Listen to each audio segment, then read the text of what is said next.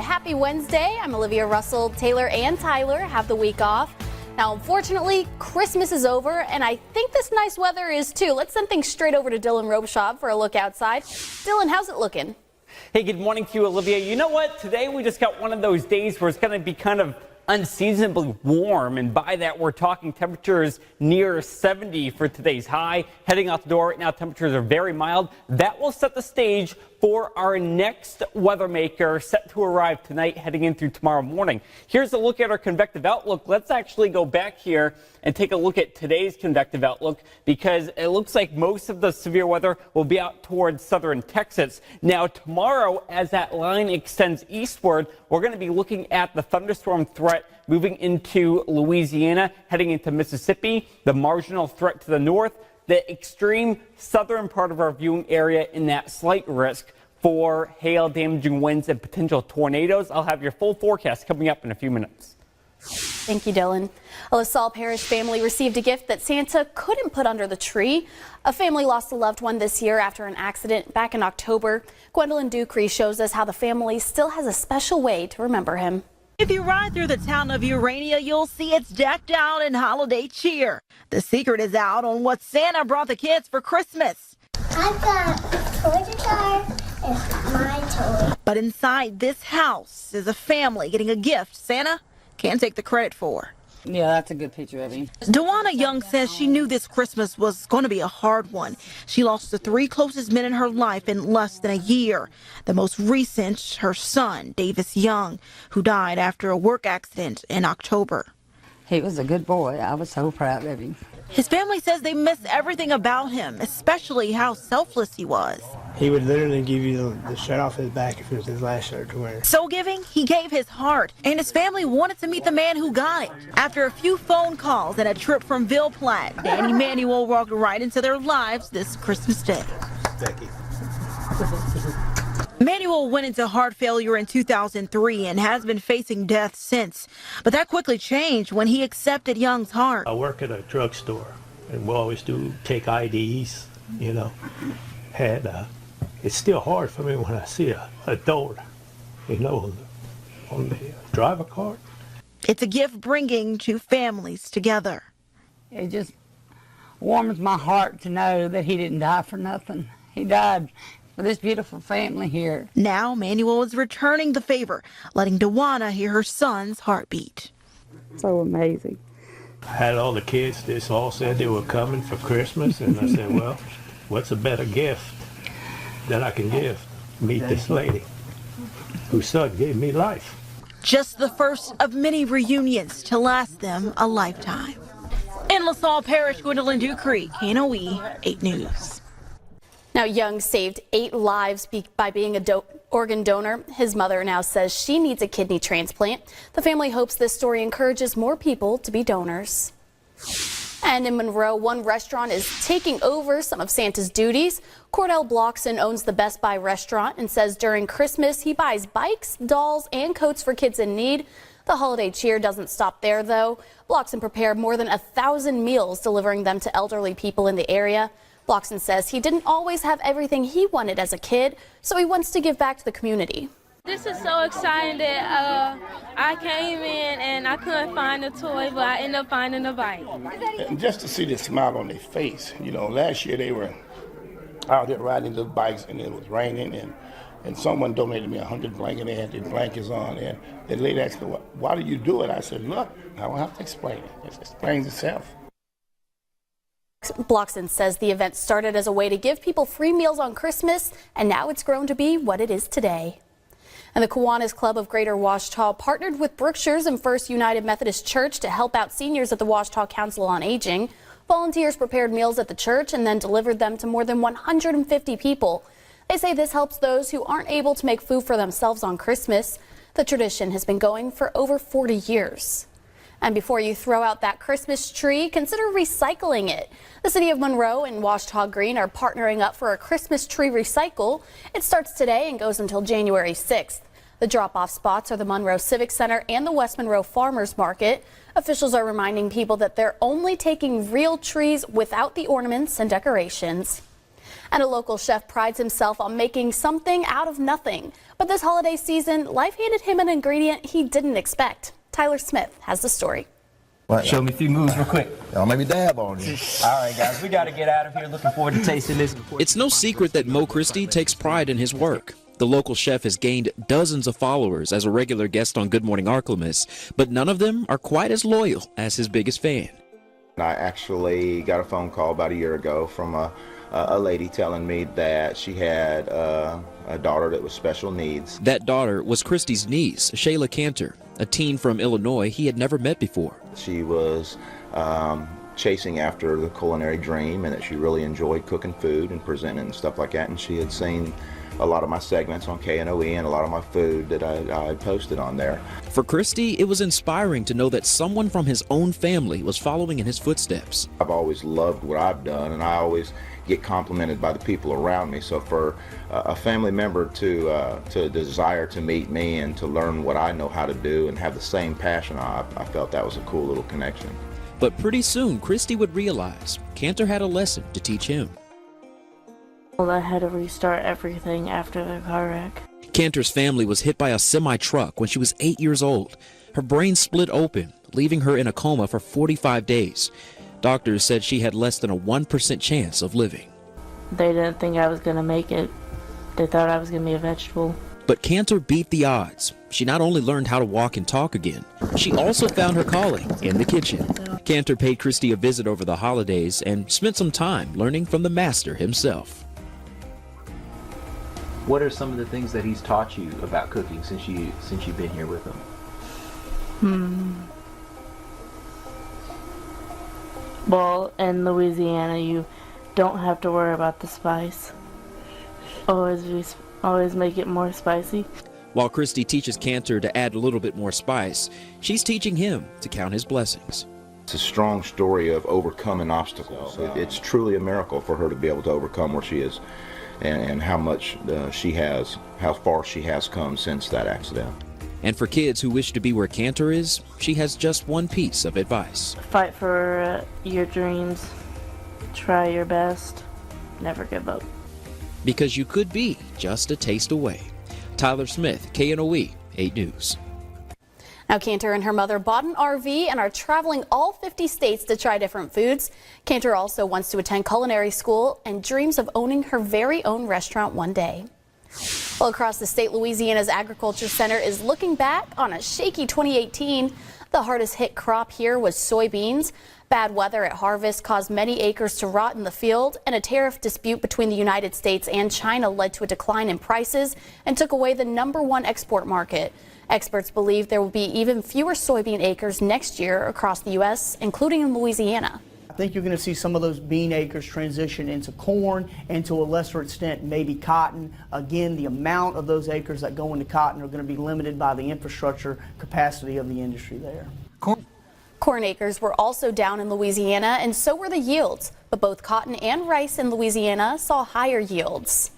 And while the peak of the crawfish season is still a few months away, crawfish producers in Louisiana have started their season. Most will start fishing over the next year, after the next year, but some are taking advantage of the higher prices people are willing to pay. Craig Gautreaux has the story. Crawfish are a popular menu item during the Lenten season, but in reality, the crawfish season has already started. This time of year, crawfish farmers can fetch a premium price for their product because of the tight supply. Probably after the first year, more farmers will be fishing, the volume of the catch will come up, the price will start to moderate a little bit more. A key to a successful crawfish season is a wet late summer and early fall when crawfish are submerged in their burrows with their young. A drought at this time can lead to poor survival and low reproduction. August, September, October we had plenty of rain, which is actually good for crawfish. So we had fairly good recruitment. So there's a lot of small 1/4 inch, 1/2 inch, 1.5 inch crawfish in the fields right now. Producers should be aware of a virus called white spot. The virus targets larger crawfish and can decimate an entire pond. Last year, an outbreak of white spot destroyed some ponds in southwest Louisiana. It affected maybe 10 to 20,000 acres out of the whole state last year. In the whole state, we have somewhere around 240,000 acres of crawfish production. Shirley says white spot only affects crustaceans and poses no threat to humans. Crawfish acreage has been trending up, and producers have increased management efforts to enhance their catch. Really good management of crawfish ponds. They typically are somewhere 600, 700, 800 pounds per acre. Okay, a few guys make even more than that. In cold water, cutfish is the preferred bait. When the water warms during spring, producers will switch to a manufactured bait. With the LSU Ag Center, this is Craig Gautreaux reporting. Wow, that'll make you hungry and want crawfish all at the same time. And how's the weather looking for crawfish season this year? I have no idea because I don't know what crawfish like. So. Well, you have to research that because I'm a big fan, and that's probably my favorite food here in Louisiana. Future story ideas. There you go. Awesome. Well, thanks, Dylan. Well, it's time for our Facebook question of the day. Here's today's question. James Buchanan is the only American president to be this for his entire life. To be this for his entire life. And that's making me think he was born into some position or with some condition. So maybe he was deaf his entire life? I'm sure some other presidents may have become deaf later. I can't even remotely come up with an idea. I'm really interested to see what folks at home had to say about this. Okay, well, it kind of looks like people all have the same answers here. Richard says not married. Keisha says a bachelor. Deborah says single. All the same there. And even Taylor Yakowenko, I guess she's watching or she's weighing in on Facebook. She says single. So Taylor, you're on vacation. Get a life. Stop watching us. But hey, maybe they're onto something there. So everyone's agreeing. We have 5 people on here saying he was single his whole life. So maybe that's it. But head over to our Facebook page. Tell us what you think. We just might read your answer right here on the air. But coming up, the creator of the horror flick Get Out creates another thriller. We'll have a peek when we return. Your time now is 5:12. Stay with us. Welcome back to Good Morning ArkLaMiss. The numbers on Wall Street are not looking too good this month, and people are getting refunds after falling victim to a GoFundMe scam. Wendy Gillette has more in your Money Watch report.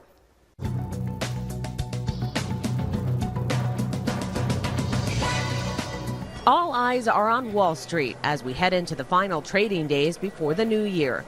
The Dow is now on track for its worst year since 2008 and its worst December since 1931.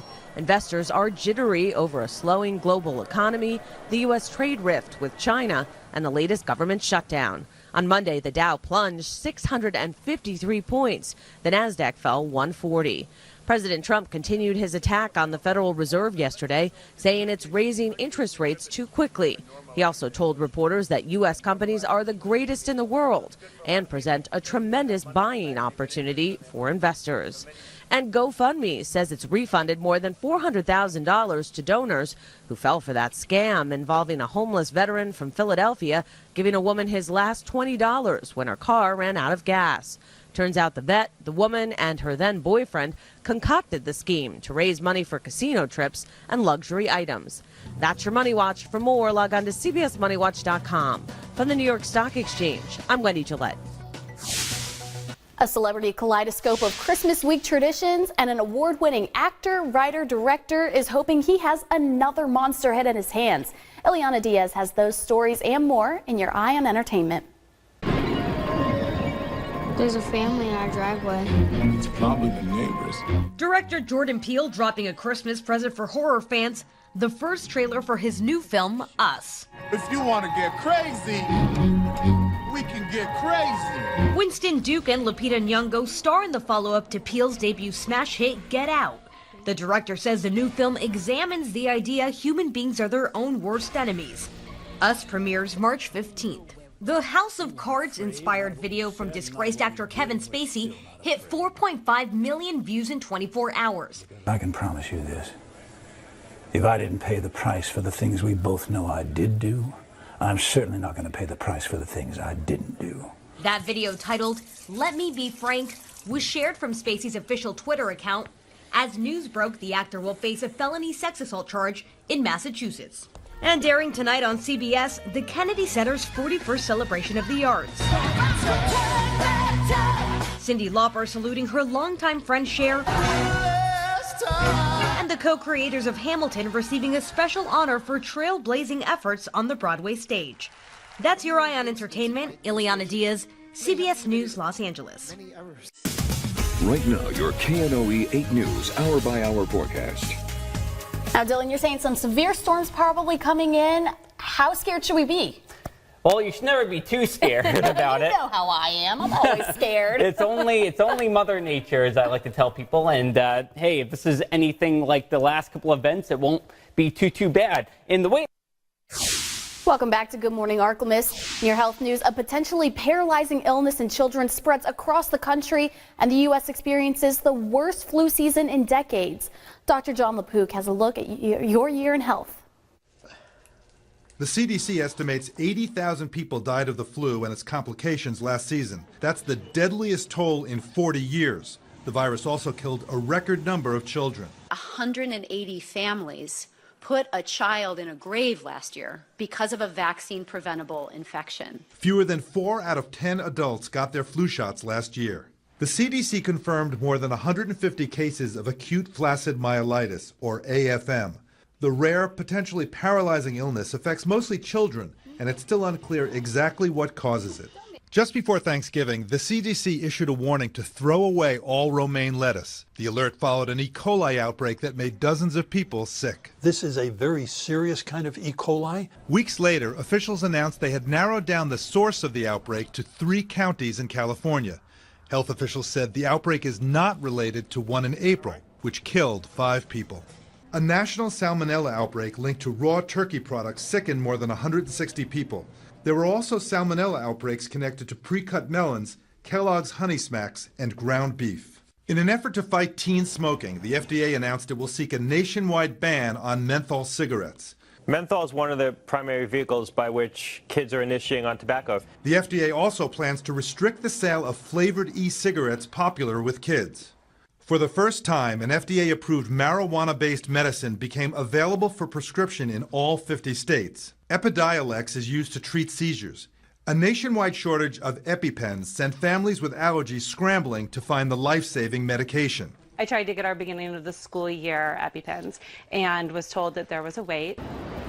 Life expectancy continued to decline in the U.S. for the 3rd straight year, fueled by drug overdoses and suicides.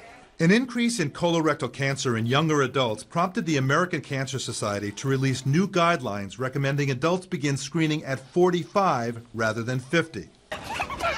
And new federal guidelines call for children ages 3 to 5 to have 3 hours of light to moderate exercise each day. Children who have unhealthy body weights, even at 3, 4, and 5-year-olds, are much more likely to maintain that unhealthy body weight and become obese later in life. The guidelines also recommend adults do muscle strengthening activity at least twice a week. Those are some of the year's top health stories. Dr. John LaPook, CBS News. Also this year, the FDA approved the first new drug to treat the flu in nearly 20 years. It's a single-dose drug that blocks an enzyme in the flu virus to stop it from replicating. Well, coming up next, taking a family photo and posting it on social media may seem innocent, but experts say predators could also be watching. How you can protect yourself when we return.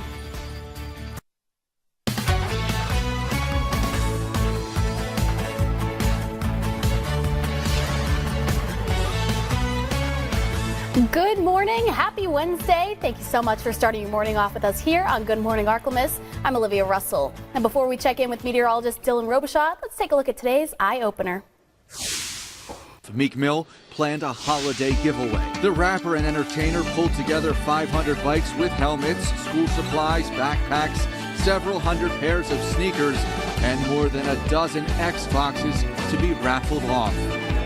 Meek Mill, joined by his 7-year-old son Rameek, pointed to his own childhood, growing up in this neighborhood, and how he is now able to give back. It's something that needed to be done here in Bronzeville. The League of United Latin American Citizens, along with Team Brownsville, made tons of food, bought toys, and other necessities to present to immigrants looking to cross over from Matamoros. Volunteers came from all over Texas to bring cheer and love to migrants during the holiday season. We're having a really great discussion about our religions and philosophy in life. Yolit Heber is Jewish and doesn't celebrate Christmas, so she chose to try some new food and learn about a new culture on her day off. The potluck philosophy, good good food is always a good topic of conversation. It's so important that we learn more about each other so that we understand each other a little bit better, and that so maybe we're not as afraid of each other as we might be otherwise. Good morning, everybody. Happy post-Christmas. We are in the last week of 2019, actually 2018. I'm skipping ahead of myself. And this right here is a snapshot of how much rain we're going to get over the next 24 hours or so, expecting upwards to an inch and a half in many locations. Look at your forecast for today. The cloud cover is going to be sticking around. The temperature is going to be very mild out there. No need for that winter jacket as you head out the door this morning. And we do stay dry for most of the day. Maybe a little bit of drizzle early in the day and then rain expected as we get closer toward the afternoon. That is all ahead of our next weather maker. Let's track it out for you. It's already developing here out toward the desert southwest. We got a very, very strong cold front here that's going to be moving in from west to east. Let's track it out for you. This evening, we do get some showers out ahead of it as moisture will linger in through the Bayou State. But here's a look, a squall line developing out toward Texas. That's going to push eastward here. And as it does, we could see damaging winds along and ahead of the squall line. And it is not going to be arriving at a good time. I think just in time for that morning commute tomorrow. And then high pressure builds back in on the heels of that for Friday. I'll walk you through more details coming up here in a few minutes. All right, thank you, Dylan. Well, a winter blast created a mess for people traveling home after Christmas. John Lawrence reports on the trek back home for millions of Americans. Many Americans didn't have to dream about a white Christmas. Snow fell in parts of the West Coast, including California this week. It was very fun. This is probably like the best Christmas I've ever had. But the white stuff isn't all fun and games. This guy's about to hit this, people. Watch out! A mix of snow and ice caused more than a dozen vehicles to crash on Freeway 15 near the Cajon Pass in California. I let it drift over, and I was getting over, and then it kind of just slid to a stop. And as soon as I got ready to go, the lady rammed into me. She jumped out, I jumped out, and then all the cars started coming. This winter storm is expected to crawl across the center of the country Wednesday. Winter weather alerts are affecting more than 4 million people, and roadways throughout the plains and Midwest are expected to be dangerous throughout Friday. It's not worth it, you know. Any accident is going to be slow you down even more, but potentially the safety of everybody else is obviously more important. As for the South, forecasters say residents there should prepare for heavy winds, downpours, and even large hail. I'm John Lawrence reporting. The American Automobile Association anticipated that nearly 113 million Americans would be traveling during this holiday season. And turning to politics, President Donald Trump says parts of the federal government will stay closed until Democrats can agree to put up more walls along the U.S.-Mexico border to deter criminals. Tom Hansen has more on the ongoing government shutdown. The partial federal government shutdown is going into day 5. There are no signs of a break in the stalemate between President Trump and Democratic lawmakers. I can't tell you when the government's going to be open. I can tell you it's not going to be open until we have a wall, a fence, whatever they'd like to call it. On Christmas Day, the president said there has to be some kind of barrier to staunch the flow of illegal immigrants, drugs, and human trafficking. When asked if the $5 billion he wants for the wall is a firm number, he left it open. Instead, the president referred to the more general border security package he asked for from Congress. It's complicated because we're getting $25 billion. It's already approved, but that's for everything. Senate Majority Leader Mitch McConnell said last week he won't bring up a vote unless there's a compromise bill. On Christmas Eve, Senate Minority Leader Chuck Schumer tweeted, "The president wanted the shutdown, but he seems not to know how to get himself out of it. As long as the president is guided by the House Freedom Caucus, it's hard to see how he can come up with a solution that can pass both the House and Senate and end his hashtag Trump shutdown." Tom Hansen, CBS News. About 800,000 government workers are affected by the shutdown.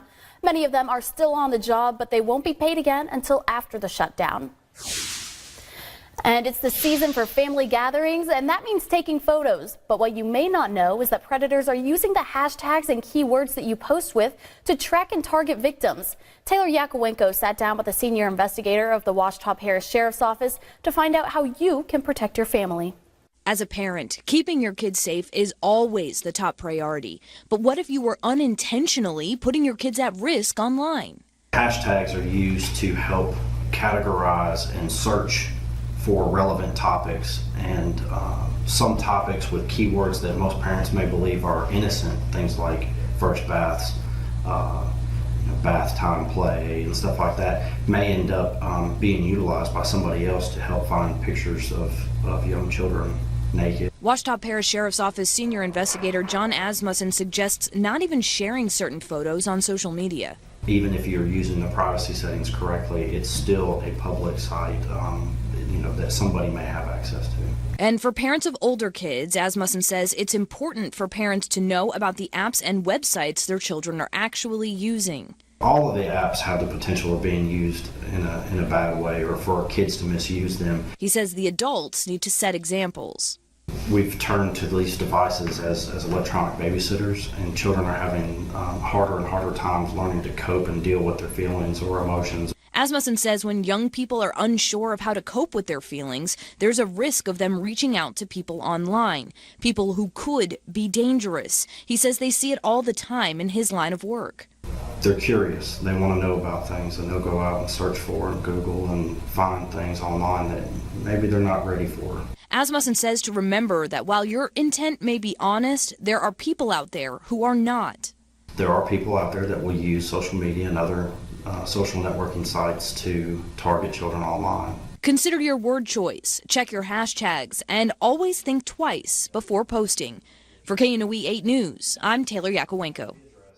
Asmussen works on child exploitation cases. He says social media plays a huge role in a kid becoming a target and also plays a role in law enforcement being able to track down a criminal and bring them to justice. In your health news, a nationwide program for the American Heart Association is trying to keep students active in school and address both their physical and emotional well-being. Chris Martinez shows us how it's helping to get students in Los Angeles on a healthy track for life. Big circles forward. For kids at LA's Fairburn Elementary School, every morning starts with a workout. Feet together, jumping up and down. The school-wide warm-up is part of the American Heart Association's Kids Heart Challenge, a program designed to get school kids more active.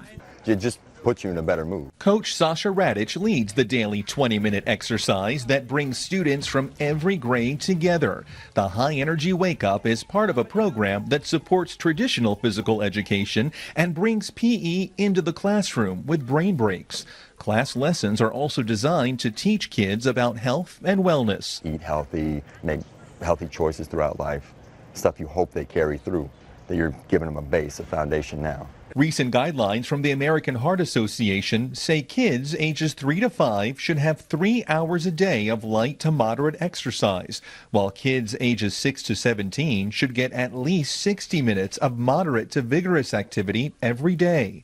The benefits aren't lost on students like 10-year-old Yasmin Abai. It really helps because it can make you stay fit and make your brain active, so it's not really like you're lazy all day.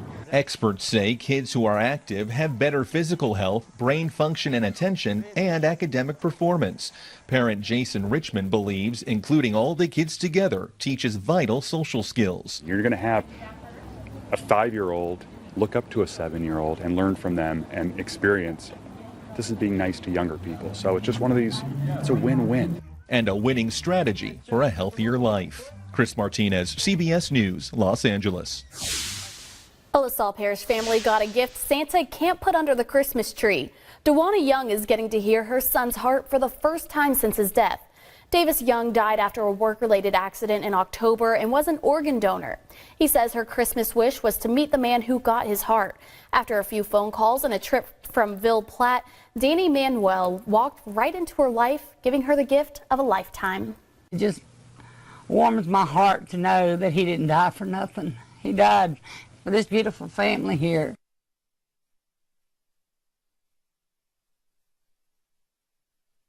Davis saved 8 lives by being a donor. Now his mother says she needs a kidney transplant. The family hopes this story encourages more people to be donors. And today marks the official start of Kwanzaa. This holiday was created in 1966 by African-American studies professor Dr. Malana Karenga. It's created by millions of people of African descent of all around the world. Kwanzaa lasts 7 days and celebrates family, community, and culture from African and African-American origins. Feasts are also part of the festivities, as well as lighting of 7 candles representing the principles of Kwanzaa. Well, if you're feeling lucky, listen up. The Mega Millions jackpot keeps growing. The Mega Millions lottery drew numbers on Christmas for only the 4th time in its 16-year history. The jackpot was an estimated $321 million, or almost $194 million for the lump sum option. But according to the lottery officials, there was no winner, meaning the jackpot now sits at an estimated $348 million. That next drawing is Friday. That's a lot of money. You know what's really cool? So think about it this way, okay? With all that money, you could legitimately be sitting at the North Pole and heat your house and just burn that money to keep warm. That's how much money that would be. I think that'd be a little bit of a waste there, and I would do some much better things with it. Yeah, I mean, I'd rather obviously feed starving people, but just theoretically, if we're just talking numbers here, I mean, that's just a lot of money. That is. All right, well, it's time for the Facebook question of the day. Here's today's question. James Buchanan is the only American president to be this for his entire life. Now, I was just saying something he was born, maybe he was born deaf. I don't know.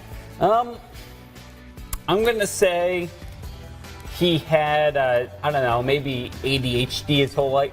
Okay, well, people on Facebook are saying not married. That seems to be the #1 answer. But we're all out of time here. But head over to our Facebook page, tell us what you think, and we just might read your answer right here on the air.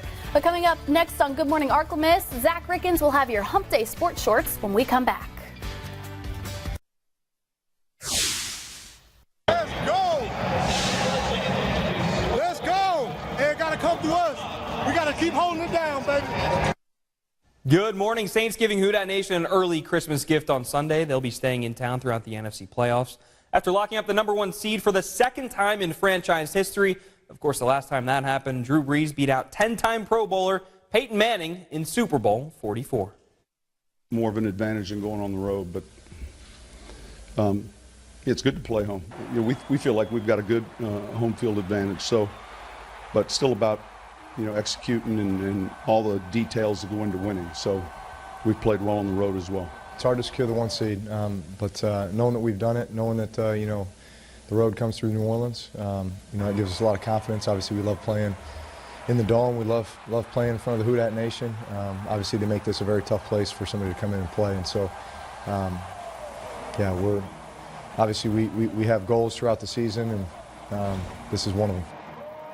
A great national signing day by Coach Orgeron and LSU last week. Early enrollees like Dunham's Derek Stingley actually allowed to practice with the team ahead of the bowl game. But it's too bad the Tigers can't bring some of those high-profile recruits in for the Fiesta Bowl, as a couple players have already declared for the NFL draft and will not be playing on New Year's Day. I heard it came out, and I was going to let Ed announce it. So Ed Alexander came talk to me. He is not playing in the bowl. He's foregoing his senior year to go into the draft, and we wish him the best. I was going to let him make a statement, and I guess it got out, so we'll go ahead and say it. So. Got to deal with it. That's the times that we have to deal. Tyler Shells got to step up. We're very thin. We're very thin at defensive line. We're very thin at cornerback. Those things happen, and we got to deal with it. For your Sports Shorts in the Morning, I'm Zach Rickens. Right now, your KNOE 8 News hour-by-hour forecast. There's a live look outside right now on the Creed & Creed Tower Cam. Good morning, everybody. It's going to be a warm one out there. Welcome back to Good Morning ArkLaMiss. Mystery audio clips, self-destructing paintings, and free climbing raccoons. Jeremy Roth takes a look at what had everyone buzzing in 2018. Well, 2018 is ending, and with it, another slew of viral trends. Let's wrap up some of the year's biggest. Laurel. Do you hear it? Laurel. Do you? Laurel. Wait, what do you hear? Lily. Exactly. The fact that nobody really knows was the fuel that propelled this bizarre audio recording to viral stardom. Is it Laurel or Yanny? Well, depending on the pitch of the audio recording, opinions varied. Laurel. Yanny. That no one could agree on it made it basically 2018's Blue Gold Dress. They say a picture is worth 1,000 words. For these, it was more like thousands of tweets. In February, Michelle and Barack Obama both had paintings unveiled for the National Portrait Gallery. The former First Ladies was met mostly with praise, with one little girl's awestruck reaction going viral. But it was the former president's likeness, shrouded in greenery, that incited a meme explosion. Social media outdid itself with endless renditions of artist Kehinde Wiley's vision. It just proves if you give the internet something nice, you can expect something snarky in return. 700,000. Thank you, Thomas. One man's trash is another's treasure, as the saying goes. Well, in 2018, a treasure was literally trashed by its creator for all to see. At a London auction, iconic artist Banksy's latest work nabbed an impressive $1.4 million. And then, without warning, promptly self-destructed in front of everyone. The whole thing turned out to be a stunt orchestrated by Banksy himself, who built a paper shredder into the artwork's frame and had a cohort trigger it on site. The art world was nevertheless stunned by the oh-so-unique and oh-so-Banksy performance. Let's face it, this duck is hot, and he knows it. And now, so does the whole world. Hashtag Hot Duck, the colorful mandarin, was first spotted in New York's Central Park and became an overnight sensation, with pics popping up all over the internet, on t-shirts, even on dogs. New York Magazine called him New York's most eligible bachelor. Fans flocked to catch a glimpse of the dazzling duck locals call Mandy, but the internet dubbed hashtag Hot Duck. If you're a gamer, or you know a gamer, then you've probably heard the name Fortnite. The online multiplayer shoot-'em-up was the game to play in 2018. How popular was it? Consider this. A version of the game is actually free to download. However, in April alone, in-game purchases like outfits and weapons totaled nearly $300 million in sales. But because we can't have nice things, fan fervor led to things like schools banning the game, player threats, scams, and arrests. Ah, these kids today.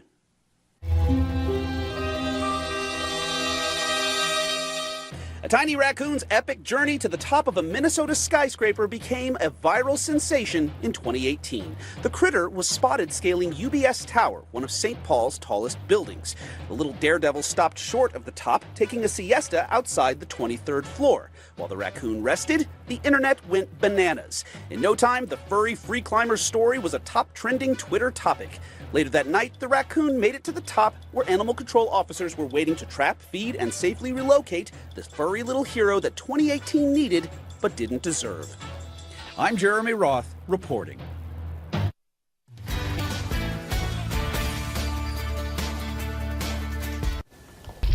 Welcome back to the show. We're in the kitchen with Chef Daryl Teets. Did you have a great Christmas? Had a wonderful time. Awesome, awesome. And we're going to start things off. You have some birthdays here. I got a couple of birthdays. Miss Summer Clark, Miss Ethel Turner in Chicago. Oh. And my aunt in California, Miss Niecy Singleton. Happy birthday. Happy birthday, you guys. All right, let's get to the food here. My mouth is watering just smelling this and looking at it. What you cooking for us? This is called a 3-ingredient chicken teriyaki. Simple. I mean, you got 3 ingredients. You got chicken, you got your brown sugar, and you got a little soy sauce. That's it, folks. Look, we're going to start with our chicken. You can use diced thighs if you'd like. Okay. This is a combination of white meat and dark meat. I'm just going to put it in my skillet and just let it brown. And once it browns on one side, then you're just going to flip it over and then add your soy sauce and your brown sugar to it. Voila, you got your chicken teriyaki, folks. This is real simple, and I loved it. Like I say all the time, it came to me last night. Had no idea what was going to happen, and there it is, folks. Well, awesome, and I'll tell you too, I mean, I think chicken teriyaki, Asian dishes, for me, that's a traditional Christmas gift or meal, because my family, every single Christmas, will get some kind of Asian food. So it just kind of carries on the Christmas food there, right? There you go, there you go. So how long are we is this whole thing gonna take? 30 Under 30 minutes. Under 30 minutes. Wow. So a few ingredients, 30 minutes. Yeah. Pretty simple. Yeah.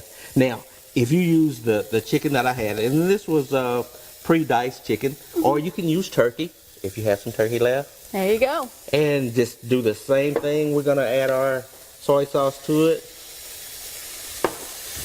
And then add your brown sugar to it. And that creates your little light moisture or aroma there. And then if you'd like, you can go ahead and we'll pull that over to you. Yeah, here, we'll go ahead and scoop some into this. There you go. And we have some rice with it too, just a perfect side dish, right? That's it. That's it. Okay, well, perfect. We will give it a test. Kentucky home again, huh? Beautiful, beautiful. You can, perfect there. And again, so simple, less than 30 minutes. Yes. And this is something I can make at home. There we Yes, go. you can. Yeah, yeah. Everyone can make it.